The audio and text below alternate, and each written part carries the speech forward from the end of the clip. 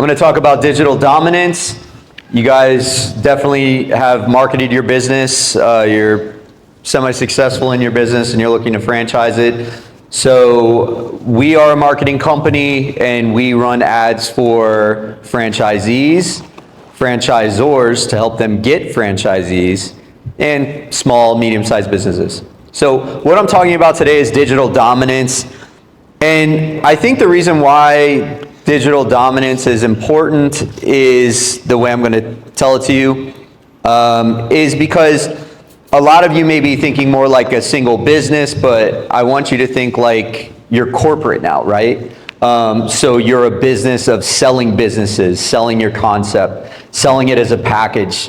And that's why people are paying good money for it, right? Because you already have it all together. So when you're selling a potential franchisee and they start to do their research, right? Because they think, oh, okay, well there's probably a few other brands I've seen that have that similar concept.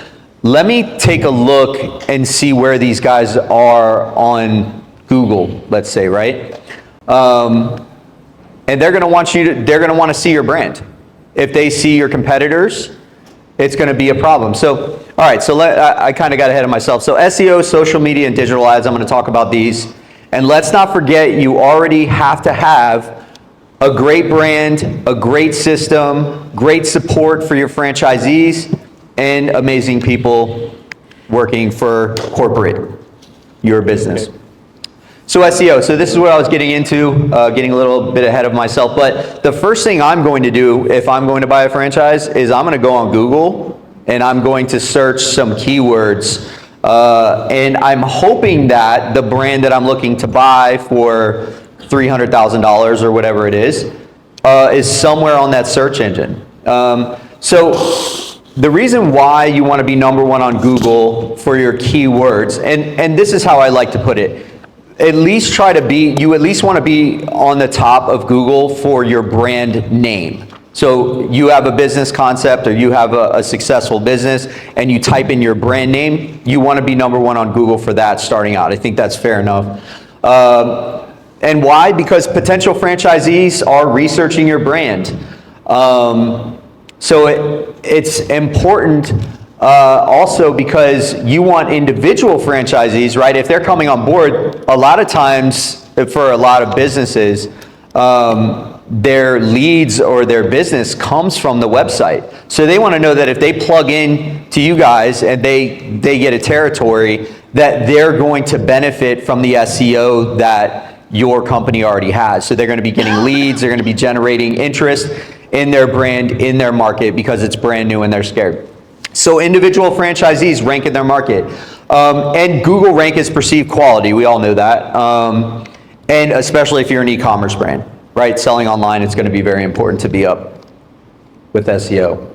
Social media, again, not as your business, but you want to highlight your corporate achievements as a franchise.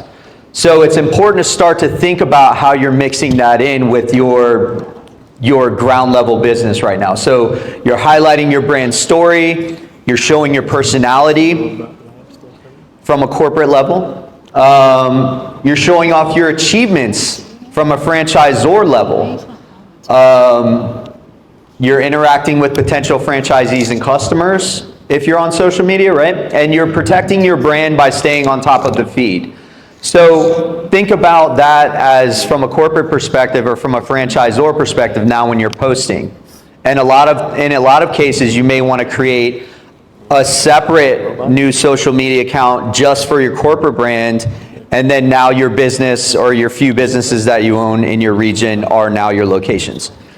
And really highlighting those achievements. And again, just going back to the fact that you're selling potential franchisees, and this is for that. Digital ads. Okay, so let's say you're not number one on Google for your brand name or some of your keywords. If you run Google ads, you can be number one for your brand, you can be number one on maps, and you can show up when the iron's hot, right? So when I'm researching your brand because I'm about to let go of $350,000 to buy into your franchise concept, wow, it's worth it because they're on Google, they're advertising, they're building a brand. I know the second I plug into these guys, I'm going to be getting revenue. And I'm not going to be, just shoveling around. Multi-touch approach is very important, and all of us have seen that with social media. Being everywhere across screens. So remarketing is very important. You're having a conversation with grandma about something and then you see it on social media, or you go to a website and now you're getting followed around with ads. It's good to be on Google when they do their research, then they go to your website, then they get the pixel on their phone or their computer, then they go to social media, then they start seeing your post. All of a sudden you're everywhere. You become very popular, right? It's like the law firm that's always on the billboard. Those guys are always so successful because they become a household name. So you want to show them that household name system. Piggyback off other similar dominant brands. So you can use keywords for your business to show up when somebody types in your competitor. So if somebody's typing in a competitor brand name, your ad can show up, which is very good. And you guys, I'm preaching to the choir on some of this stuff here. And scaling your growth with leads. So, I was just having a conversation at lunch, with someone who owns a bakery, and social media is very important when you have a visual food sales company, and it's obviously has to taste good too, but social media is very important. So, it's important, but it's organic. So how do you measure growth, or how do you scale growth with social media and video and posting online? And it's with leads and ads. So the best thing to do is run ad campaigns, and you saw the spend is heavy on digital now. It's very important to run ad campaigns to develop leads for new potential franchisees, instead of just trying the organic SEO and organic posting approach. It's always good to have some sort of lead generation budget so you can start to get leads and see how they turn out. And it's not easy as a franchisor. You got to bring in a lot of leads to close them. So it's good to start with something pretty hefty and really see the fruits of it come quickly, and not just dip your toe in it. So I think it's one of the most important things is to start with a pretty heavy ad budget, start to get a lot of leads in the door, start to develop your own sales process of nurturing those leads, getting potential franchisees in-house. Were you raising your hand or stretching? What about with most people now, a lot of people go to AI now to search, but that goes to all different, not just Google. Yeah, you're right. Yeah, it's being disrupted. Yeah, and that's why ads are important. It's always good to run ads because you're always going to be at the top. You know what I mean? But if you're searching through AI. Yeah, you're getting that immediate answer. Yeah, exactly. Instead of results. Yeah, definitely. Yeah, exactly. And that's one of those things where you want to structure the data of your content a certain way, and it can show up in AI. So if you have a certain meta structure of your content, say on your website or in publications that you post in, a lot of times what AI is doing is searching the internet for relevant answers, and then it's rewording it and bringing it back to you. Where do we find information on what those should be? Yeah, and we can help you with that. But structuring in a certain way is just about using metadata within your content to kind of label what your content is. Like just having an address, it needs to know that it's your address to this store, and that needs to be a tag that's like titling that content. Or if you have a page with certain content, you need to break it out with certain metadata that you don't see on the front end, but you see it in the code that labels what that data is. That way AI knows that it's safe to use it because you've labeled it. You guys do all the ads for Google, LSA. Yep. But do I own it, or is it all your platform? The ads, well, it's through Facebook. You mean like, do we? Google ad, LSA, PPC. Yeah, we'll run your ad accounts. So Yeah, we don't care. account, not your platform. I've been screwed with being ridiculous. Oh, yeah. Well, we like to say our customers are they're almost smart, but most of them don't know what they're doing. So we typically just do it all ourselves anyways, because, you Not don't. buying you access to mine, not. Oh, if you already have access and you're like up there, that's fine. But trying to get someone who runs a pizza restaurant to set up a Google Ads account would be a silly idea as an agency. So, yeah. Back here. Yes. So, Where? my talking earlier how she controls all of her own marketing. She has her own marketing team. Yeah. That's not normal, right? Although she's a big machine right now.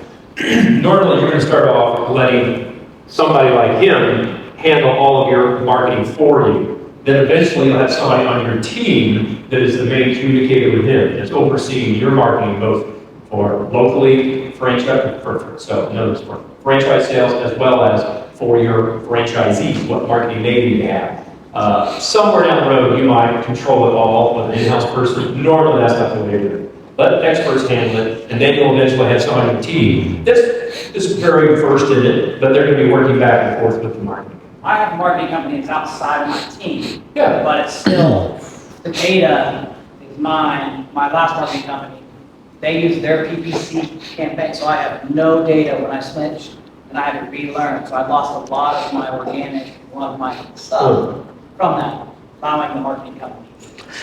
Yeah, and you know what? Something that's really powerful nowadays isn't really the ad process, because my 10-year-old could set up a Facebook ad account as far as the creative and the copy, and you can use AI for that now. Google's kind of the same way, like Google Max campaigns, you can get onboarded by Google and kind of do it yourself. So we don't really see a ton of value in that. I mean, obviously you build a campaign, you optimize the campaign over time, but what we see value in is like all of the automations and the way we set that up, so it sends an email when a prospect is in a certain part of the pipeline, for example. So all of those things we would probably control to some extent, only because we don't want to mess it up for you. But I don't think a lot of agencies try to steal that or hold on to it. I think that's, I think that's weird. You probably just had a bad breakup, maybe, something. I don't know. You held the check, maybe? I don't know. Anyways, all right, so selling is very important. So you want to make contact within 5 minutes. That's when automation can come in handy, because you have to run your business. You don't have time to make calls all day. You probably don't have a call center set up or anything like that. So we like to set up automations for our clients so they're getting bombarded by text messages and emails and are you interested? And we want to make sure that we hit them very hard in the beginning and then we kind of soften up over time. But it does convert 10 times better. And that's the lead nurturing through automation, multiple calls, text, emails. And a broker is always good to guide the process as well. So like FCC has brokers, and they are like, they can sell anything, and they have people that buy franchises on their Rolodex, so they're in their phone or whatever. And it's really good sometimes to have a relationship with a broker, because they can pitch your brand and your concept to their list of people, and a lot of these brokers have been doing it for a very long time, so they have a very long list. So there's just kind of a visual of an automation and what it looks like, and this is like a lead coming in, and then it goes right down the chain, and we can see with AI whether it was a positive response, a negative response, did they reply, did they not, and we can set all these different features that come in. We can send them no-ring voicemails, we can auto-dial your salesperson, and it'll chime them in. So there's lots of things we can do with automation. And pipeline automation is good too. So it's like Rick was talking to you about, all these initial steps. So, I mean, you can have an automation. If you set up an intro call with the person, now they're getting a new set of automations for marketing. You use the brand review call setup, and you're sending them other communications. So we can set up automations for every step in the pipeline to help guide the process of marketing and sales and follow up to make sure that they feel like you're in touch with them. And that's it. Are you dominating with digital marketing? So, do you guys have any questions? Is that your CRM that's with automation of the Zapier? That's proprietary information, sir. No, yeah, that's not ours. That's not ours. We set it up. We set it up for you, but it's not ours. We didn't create that. Is it through your platform that it's set up? Yeah, exactly. We do have a platform. It's a platform that you can have on your own too, but yeah, we do utilize a platform to assist with the automation. We use Go High Level. Yeah. GHL, go high level, or high level, whatever you want to call it. So, yeah, so is that it? Any other questions about marketing? About dominating in digital? Yes, sir. So I just have a quick question. As this kind of parlays into franchise genesis, I assume, like, what portion, like, what exactly from an ad space perspective do you provide with people that are coming in through Genesis, or is this in addition to? No, let me, real quick. So we're talking two separate things here. So what is included is they're going to create your landing pages on your website that describe the franchise opportunity. They're going to create a really nice e-brochure that you can send to candidates, a flyer that you can hand out at the franchise expos, and a press release. So that's what's included in the package. You do an analysis of their website too. That's true. We talk about that. We do an analysis of your website and your current brand and where it stands. But yeah, this is really just information to help you guys. It's not to say that you're going to use us or we're going to provide you with any services at all, but it's just really talking about, you know, to make sure you're in that mindset and that that's the way you're thinking. But yes, we do offer all of those services as well, and that's something that we can talk about when you're along the way.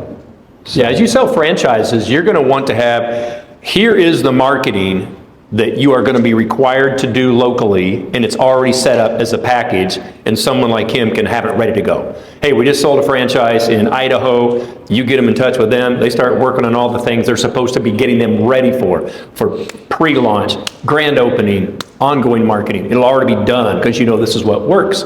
So whether it's Rusty's team or somebody else's, you're not required to continue using them after you get the package, but you're going to get to know them very well, and they do a great job working with franchise systems. They work with a lot of franchise companies, which is very unique than products and services. You know, selling the dream is very different.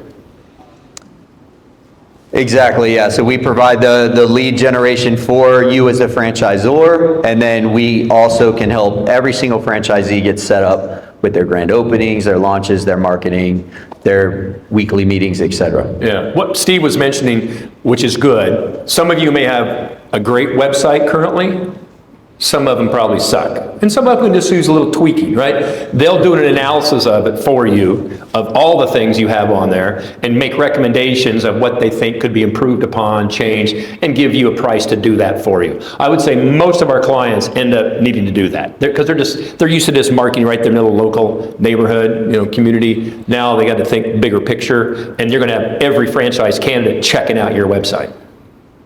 Yep. Thank you so much, guys. Thanks a lot.